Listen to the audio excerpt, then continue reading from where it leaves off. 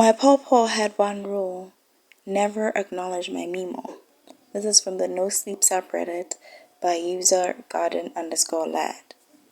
Growing up in El Apache, I heard types of stories of spooks and scary things that go bump in the night. The odd coalman, the headless mule, and Miss Myra from ways away. You know them stories. As tough little country kids, none of them scared us. At least they ain't scared us half as much as the pitch black dark on summer's night.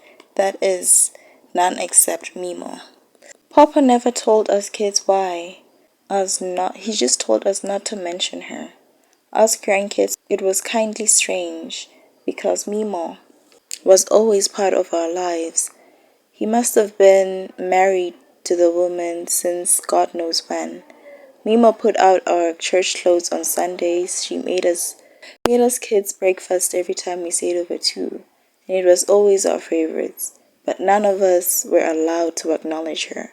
I remember cousin Patty one summer morning came running the creek clear across Papa's front acre saying Memaw needed help. Patty said she was hurt something awful, and he begged, cried for Papa to help. Now I remember climbing up over a grassy hill to try to take a look. Sure enough, Memaw was there, turned over on her side, on her back, in her black dress, wailing, while she clutched her stomach. Papa clasped his wrinkly palm across my mouth so fast it felt like a slap. Shut your mouth now, Mary Sue, and leave it be. He told me as tears welled up in my eyes, grew and trickled down through the hairs on the back of his hand. Papa was a gentleman, and surely didn't treat me like this before. My heart was broken. He was off his phone to call my mom. My mama came and got me from Papa that day after I called her, and I tried to tell her what happened. She gave Papa a look that could kill. I remember how ashamed Papa looked. It was a few years later that Papa died. Like most fellas of his time and of that age, his heart just gave out one shiny morning. His funeral was intense. Us grandkids, all 10 of us at the time, we sat together in a row on a wooden pew. We cried while folks gave speeches about our Papa, speeches about how good a man he was. We wailed like the dead. To some of my cousins, Papa was the only father figure they rightly had. They'd lost the only good man they'd ever known in the whole of their lives, and at such a young age. Their own dads being lungs to shine, the minds, and the type of typical recklessness menfolk tend to get into. Memaw sat with us at the end of our row. She was holding baby Christina on her lap. Christina was just 2 years old, and she surely didn't understand what was going on. But she picked up on the sadness somehow, the finality. Baby Christina was just woeful the whole funeral long, crying into Memaw's bosom. Memaw never spoke a word. While they put Papa in the ground, they left us grandkids in a little wooden playpen that they had in the rec room of the church. Our moms had just left us there. The only one who didn't leave us was Memaw. Most of the cousins knew that Popo told us never acknowledge Memaw. Definitely we knew never to speak with her. The little ones, like Christina, didn't know so well. In a corner of the playpen, Memaw crouched into her knees, her long, sheer black dress draped over her. Baby Christina sat, looking up at her, when I decided I had to do something. Tina, baby. Come here, baby. Cousin Mary misses you. I waved my hands at her, beckoning sweetly to come and play. I reached into my dress pocket and pulled out some kind of knock-off dollar store Barbie I had with me.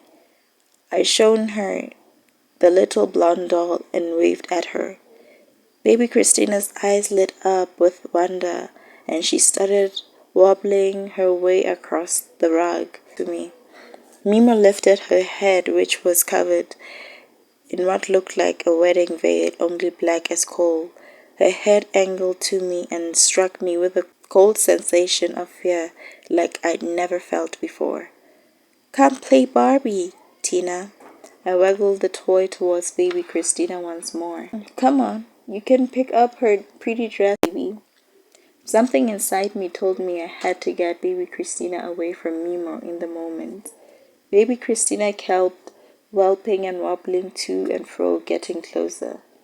My older cousins, Samantha and Jimmy, joined in. Come on, baby, we all shouted. We ushered her towards us, gesturing with our hands.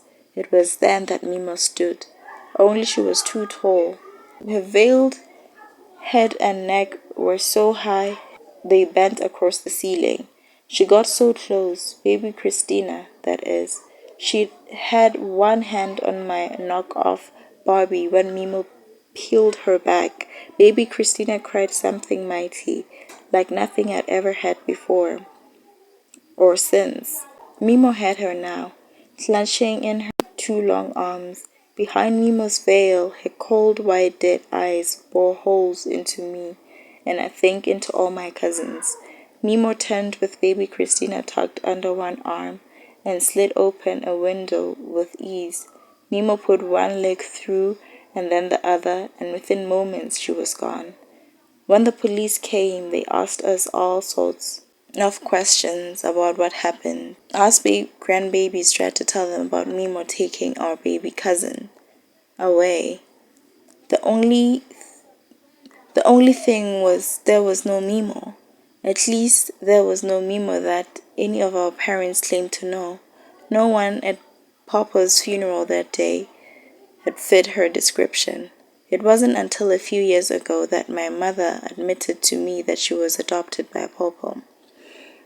All my aunts and uncles were. They say that Papaw never married, at least not that they knew of. They act like they never knew about our Memaw or any woman that cared for us grandbabies back at Papa's house. All I know for sure is that some dark mountain woman took my baby cousin that day. I only wish Papaw had been alive to stop her.